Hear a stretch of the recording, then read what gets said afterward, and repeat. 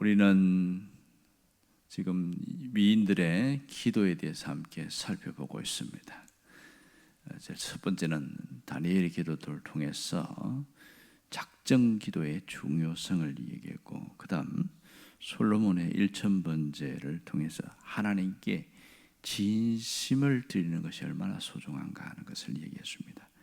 그리고 세 번째는 사무엘의 기도를 통해서 하나님의 음성을 듣는 법에 대해서 얘기했습니다. 그리고 어제는 아굴의 기도를 통해서 두 가지 기도, 이 하나님 앞에 정직하게 하는 것, 거짓말이 없게 하시고 필요한 양식을 구하는 것, 이것이 얼마나 소중한 것을 함께 보았습니다. 오늘은 엘리야의 기도에 대한 부분을 보고 있습니다. 당시 엘리야가 이때에 이 엄청난 일을 할 때는 기원전 9세기 지경이었고 아합이 다스리던 시대였습니다. 엘리야와 아합은 철천지 원주처럼 여겨졌는데 세월이 흐르고 3년이 지나면서 이제 아합이 엘리야를 찾아가서 영적인 대결에 대한 얘기를 제안을 합니다. 그것은 누가 하나님이냐는 거죠. 자, 바알이 하나님인가 여호와가 하나님인가 한번 대결을 해보면 좋겠다. 아합은 당연히 바알이 하나님이라고 생각을 하고 있었던 모양입니다. 그래서 바알 선지자 450명을 데리고 엘리야 갈멜산에서 이 엘리야가 영적인 대결을 합니다. 자, 먼저 갈멜산에 똑같은 제단을 쌓아놨습니다. 크게 제단을 쌓아놓고 그 위에다가 송아지를 각을 떠서 올려놓고 450명의 바알 선자들이 돌아가면서 기도를 하는 거죠. 그런데 아무리 기도해도 이 하늘에서 불이 안 떨어지는 거죠. 진짜 불을 떨어뜨리는 분이 참신이다 그렇게 하는데, 이들이 비상수단을 쓰는 게 뭐냐면 요만한 칼이 있어요. 그 칼을 갖고 몸을 자해를 하는 거예요. 우통을 다 벗고 피를 철철 흘려가면서 막 그렇게 돌면서 그렇게 바알에게 간구를 합니다. 피를 보면 바알이 각성을 해서 비를 준다 그런 생각하듯이 불을 내릴 것이다 그렇게 믿고 있던 거죠. 그런데 해가 뉘엿뉘엿 넘어가는데, 자 보십시오. 오전부터 시작해서 12시가 지나고 오후 3시가 지나고 4시가 지났는데 하늘에서 불이 안 떨어진 거예요. 그들이 얼마나 지쳤을까요? 그리고 이제 엘리야 차례입니다. 돌을 제단을 이렇게 쌓아놓고 그게 똑같이 바알처럼 나무를 올려놓고 거기다가 송아지를 각을 떠서 놨어요. 근데 다르게 한 건 뭐냐면 저기 바닷물, 지중해 있는 바닷물을 떠와갖고 제단 위에다가 그 위에다가 부으라는 겁니다. 그러니까 거기에다가 또 붓고 양동이를 우리 식으로 하면 12양동이를 부은 거죠. 그러면 물이 흥건히 젖어가지고 밑에도 이렇게 물이 흘러내릴 거 아닙니까? 흘러내리지 않도록 도랑을 이렇게 팠어요. 누가 봐도 저건 아무리 불을 붙여도 불이 안 붙는다 그렇게 된 정도죠. 이때에 엘리야가 하나님 앞에 기도합니다. 오늘 우리가 엘리야가 기도한 내용을 보고 있지요. 보면 어떻게 됐어요? 37절에 보면 뭐라고 하냐면 여호와여 내게 응답하소서. 내게 응답하소서. 이 백성이 주 여호와는 하나님이신 것과 하나님이 그들을 돌이키심을 보게 해주세요. 이렇게 하면서 응답해달라고 딱 기도를 합니다. 결과가 뭐예요? 오늘 38절에 보면 여호와께서 불을 내려서, 자 보세요. 불이 떨어졌는데 번제물, 송아지에 번제물을 태웠습니다. 나무를 태웠어요. 얼마나 강력한 불인지 그 제단을 쌓았던 돌을 싹 태워버렸어요. 주변에 있는 흙을 태웠고 도랑에 물을 싹 말라버렸다. 이 얼마나 강력한 불이 떨어진지 알겠죠? 그러니까 불이 한번 훅 떨어진 게 아니고 확 불이 떨어진 것을 계속 타고 있는 것을 본 거죠. 옆에 있는 백성들도 바알 선자도 아합 왕도 보고, 그때 백성들이 뭐라고 하냐면 여호와가 참신이다. 여호와가 참신이다. 이 고백을 하는 겁니다. 그동안 백성들은 누가 참신으로 알고 있었어요?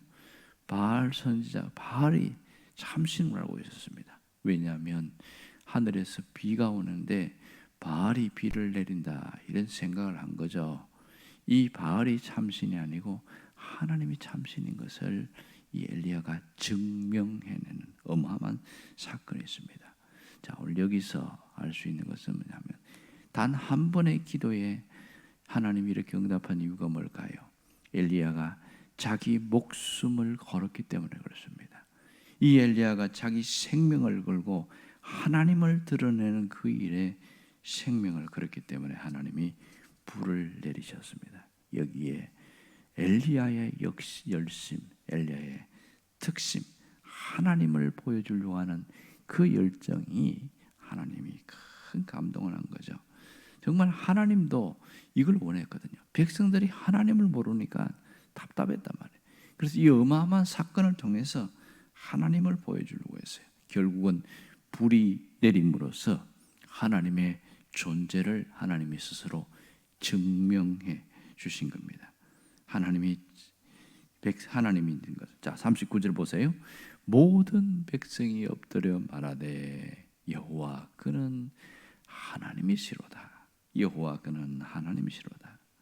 자, 이렇게 하나님이신 걸 다 인정하게 된대. 그러면 왜 하나님을 증명하려고 했느냐는 겁니다.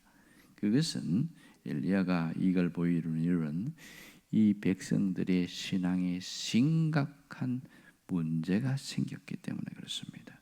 신분적으로는 그들은 하나님의 백성이었습니다. 우리 식으로 이야기하면 하나님의 자녀들이다. 교회 다니는 사람이었습니다. 신분적으로는. 하지만 그들의 삶에는 하나님이 없었습니다. 쉽게 말하면 신앙이 다 무너진 것이죠. 우리 식으로 얘기하면 교회 다닌다고 하면서 절에도 가고 또 어디도 가고 뭐 어디도 빌고 온갖 짓 다 한다. 그런 거와 똑같습니다. 바알과 아세라를 섬기고 뭐 그런 일을 한 거죠. 자, 여기서 우리는 한 단계 더 깊이 들어가 봐야 돼요. 왜 이스라엘 백성들이 하나님을 버렸을까 하는 거예요. 하나님을 신분적으로는 하나님의 자녀고 하나님 믿는 백성이라고 하면서 나는 교회 다녀요 이런 사람인데 왜 하나님을 밀어냈을까? 그들의 심리에 도대체 뭐가 있기 때문에 이렇게 신앙이 무너지게 되냐? 오늘 이 부분을 집중적으로 봐야 합니다. 그것은요, 그들이 최고의 가치, 내 인생의 최고의 가치가 무엇인가 하는 문제에 대한 겁니다. 그들은 자기의 최고의 가치를 신앙에 두지 않고 먹고 사는 일에 두었습니다. 바알과 아세라를 섬기게 된 이유도 거기 있습니다.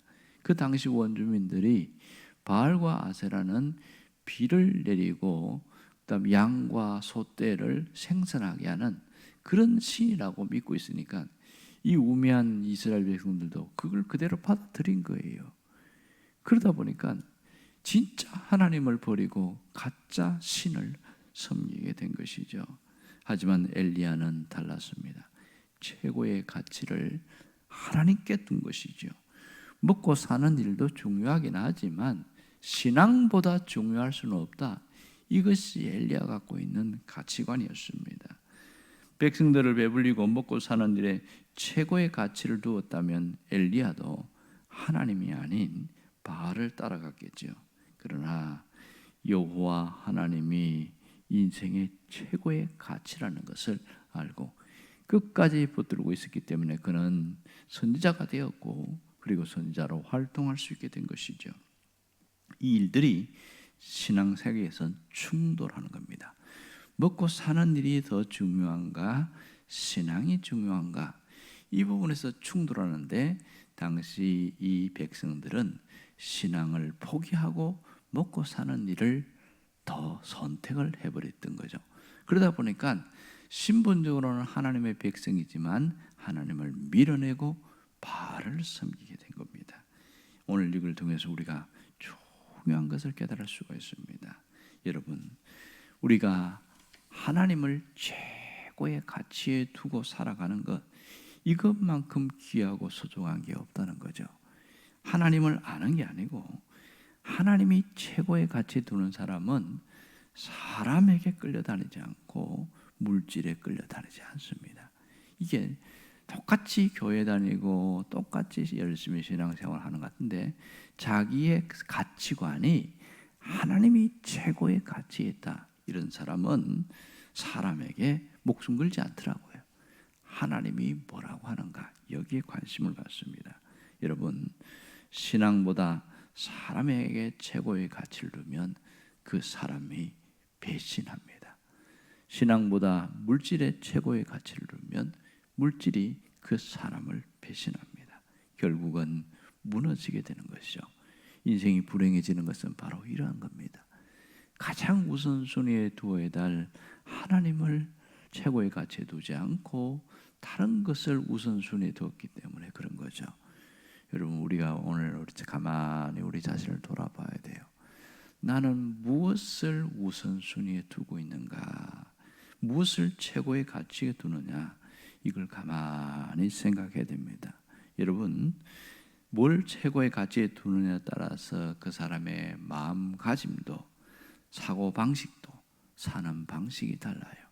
어떤 분은 돈을 최고의 가치에 둔 사람이 있었습니다. 이 사람은 재주가 있어서, 돈 버는 재주가 있어서 열심히 돈을 벌었어요. 열심히 돈을 벌었어요. 돈 쓸 줄도 몰라요. 돈은 벌 줄만 알았어요. 그래서 돈을 많이 벌었어요. 그러다가 그냥 죽어버렸어요. 근데 이제 이 아들이 이제 장례를 치르는데 비석을 세워야 되는데 뭘 하고 세워야 되나, 아버지가 뭘 잘했나, 아무리 생각해도 아버지가 잘한 업적을 찾아낼 길이 없는 거예요. 그래서 그 아버지의 친구들에게 저희 아버님이 뭘 잘했는지, 비석에다가 뭘 써야 될지 한번 좀 기억나는 거 있으면 얘기를 해 주십시오. 모르겠다는 거예요. 돈 번 거 외에는 기억이 안 난다는 거예요.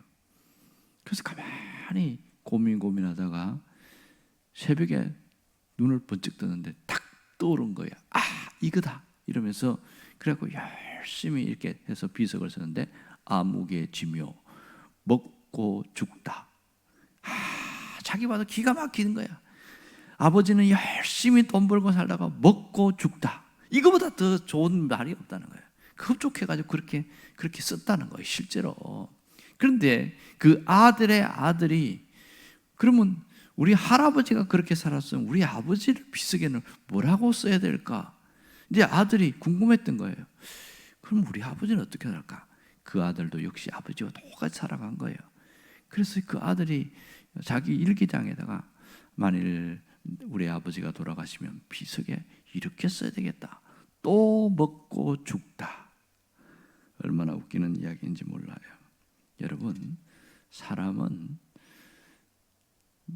밥만 먹고 사는 것도 아니고 사람은 가치 있는 인생을 살아야 돼요. 사는 목적이 무엇이냐에 따라서 굉장히 중요합니다. 여러분, 시계가 있는데 손목시계가 있어요. 이 손목시계가 시간이 안 맞는다고 칩시다. 그러면 사람들이 시계를 차고 다녀요. 수리를 하든지 그렇게 하겠죠. 그리고 이렇게 수리했는데 또 안 맞아요. 그리고 또 수리하겠죠. 또 안 맞아요. 급기야 시계 갖다 버립니다. 왜냐하면 시계의 존재 목적은 시간이 맞는 게 맞거든요. 우리 사람의 제일 된 존재 목적은 하나님을 나타내는 겁니다. 하나님을 잘 섬기고 하나님을 드러내는 것, 이것이 우리의 존재 목적인데 우리가 다른 것에 자꾸 심취해버리면 그 가치를 잃어버린 거예요. 오늘 이 엘리야 시대의 백성들이 그랬습니다. 하나님을 잃어버렸어요. 그래서 너무너무 답답했던 이 엘리야가 하나님, 저들에게 하나님이 진짜 참신인 것을 보여주세요. 그래야 하나님을 찾을 거 아닙니까? 그때 이후로 하나님께 돌아오기 시작하고 자기들이 회개하기 시작한 겁니다. 불이 떨어진 걸 보면서 크게 우리가 잘못됐다는 것을 발견한 거죠. 여러분, 예수 믿는다는 게 뭐예요? 가치관이 바뀌는 겁니다. 세상적인 가치관, 물질적인 가치관, 인간 중심적인 가치관이 돌아서는 거예요. 이게 예수를 잘 믿는 겁니다. 오직 예수 그리스도 안에 가장 가치 있는 것이 있다. 거기에 집중하고 살아가는 사람은 인간이 행복해집니다. 마지막까지. 예수님을 최고의 가치를 두는 사람은 신앙의 뿌리를 주님께 깊이 내려요.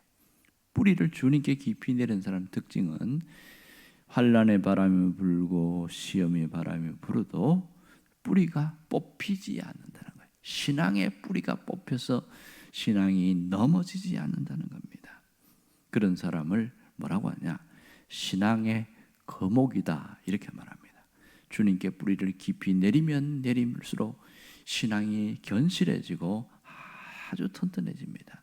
저는 여러분이 이런 신앙의 거목이 될 수 있기를 바랍니다. 여러분, 우리가 신사참배 때 많은 교회들과 성도들이 그 군홧발과 총칼 앞에서 다 신앙을 포기하는 일들이 생겼어요.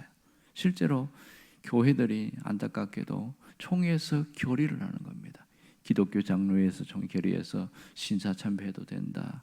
또 다른 데서도 그러고, 그리고 마지막 이 장로교에서도 결의를 해서 신사참배된다. 거기에 반기를 들고 일어나는 사람이 주기철 목사님이었습니다. 신사참배는 우상숭배다. 그러면서 절대로 안 된다. 얼마나 고문을 많이 당했는지, 고문을 당하면서 정말 죽고 싶은데 죽을 수가 없는 거죠. 그런데요, 그 끌려가기 전에 그때 교회에서 했던 육성 설교를 내가 들은 적이 있는데, 그게 뭐냐면 일사각오였어요. 일사각오. 자기는 4가지를 기도한다는 거예요. 4가지. 그리고 마지막까지 4가지를 이걸 지키고 싶다. 첫 번째, 나의 기도는 이 장기간의 고난을 견디게 해 주옵소서. 계속되는 고통이 견디기가 어렵다는 거예요.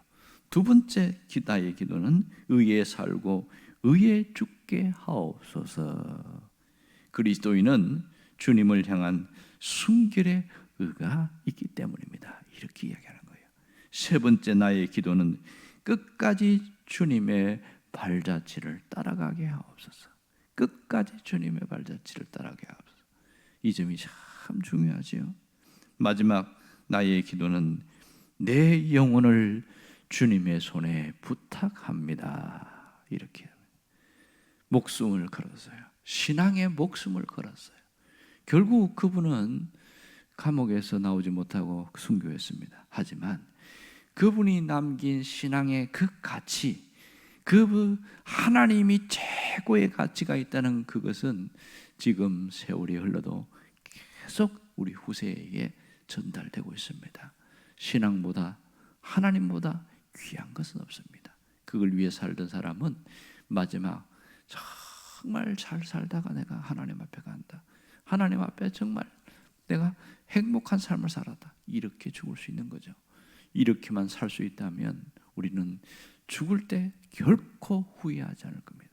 여러분이 마지막까지 후회가 없는 그런 삶을 살 수 있기를 간절히 바랍니다. 기도하겠습니다.